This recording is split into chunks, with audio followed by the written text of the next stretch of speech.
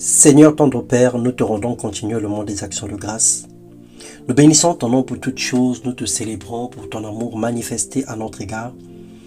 Tes bontés ne sont pas épuisées, tes compassions ne sont pas arrivées à leur terme parce que tu les renouvelles chaque matin dans nos vies.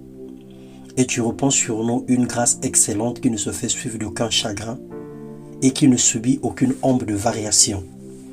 Bonjour bien-aimés frères et sœurs, bienvenue dans le partage de ce jour. Nous parlerons du mépris ce matin, n'est pas juger les autres.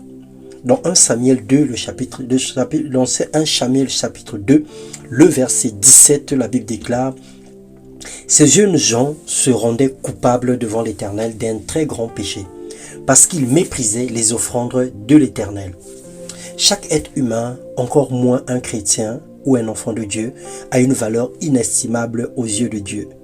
Cette valeur est plus que l'or et l'argent, parce que Dieu nous a créés à son image et selon sa ressemblance. L'œuvre de Dieu a été parfaite au point où il s'est reposé le 7e jour pour apprécier tout ce qu'il avait fait de bien.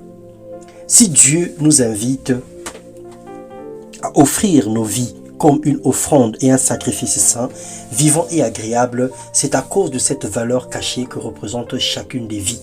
C'est ainsi que le sang versé ou le mal commis a toujours des conséquences derrière les actes que nous pouvons poser. Quel que soit le défaut ou le handicap que peut avoir un enfant de Dieu, un frère, une sœur, une personne autour de toi, seul son Créateur qui décidera pour son avenir. Nous n'avons pas droit de nous venger, nous n'avons pas droit de se faire justice. Celui qui méprise un autre sera méprisé. Celui qui critique l'œuvre de Dieu sera critiqué. Et Dieu se moquera de lui. Celui qui juge facilement les autres, le Seigneur également lui rendra l'appareil. Romains 2, le verset 1, la Bible déclare « Ô homme, qui que tu sois, toi qui juges, tu es donc inexcusable, car en jugeant les autres, tu te condamnes toi-même, puisque toi qui juges, tu fais les mêmes choses. » Si Dieu additionnait nos erreurs, personne n'aurait pu obtenir le pardon ou la grâce. S'il nous jugeait également à tous les coups, alors nous serions dans la désolation et personne n'aurait subsisté au jugement de l'Éternel. Mépriser un enfant de Dieu, c'est se moquer de son Créateur. Celui qui méprise les autres attire sur lui une punition et une malédiction.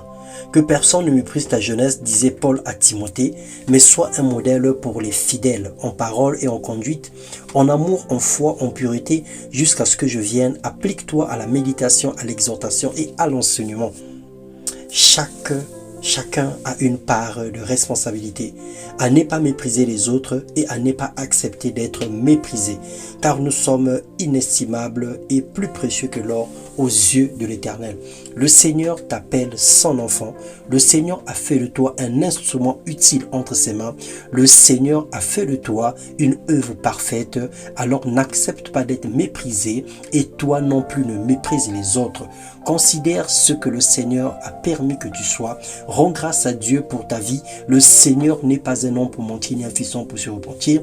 Il n'est pas injuste pour créer des autres plus que d'autres. Il est simplement le Seigneur de l'univers et nous devons célébrer les différences avec nos défauts, avec nos handicaps. Le Seigneur sait pourquoi il a permis que nous ayons la forme que nous avons aujourd'hui, que nous soyons comme nous sommes aujourd'hui. La chose la plus excellente et la plus importante entre les mains de Dieu, c'est notre esprit et notre âme, parce que le corps retournera poussière et le Seigneur n'a pas grande importance à donner à notre corps physique et plutôt le salut de nos âmes et la vie de notre esprit. Que le Seigneur vous bénisse et vous donne davantage de briller, vous donne davantage de régner dans cette vie au nom puissant de Jésus-Christ. Amen.